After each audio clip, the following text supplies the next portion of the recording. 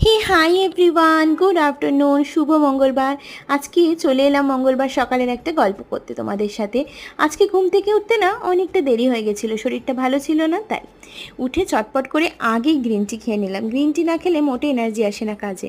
তারপরে বিছানা তুলে চলে গেলাম রান্নাঘরে ব্রেকফাস্ট বানাতে। আজকে চা করেছিলাম, তার সাথে ব্রেকফাস্টে নিয়েছিলাম বেসনের ছিলা আর একটু ফলও কেটে নিয়েছিলাম। চটপট করে তৈরি করে হাজব্যান্ডকে আগে সার্ভ করে দিলাম ব্রেকফাস্টটা। তারপরে ছেলেকে খাইয়ে রেডি করে পাঠিয়ে দিলাম স্কুলে। তারপরে একটু মি টাইম, আয়েশ করে বসে চাটা খেলাম অনেকক্ষণ ধরে।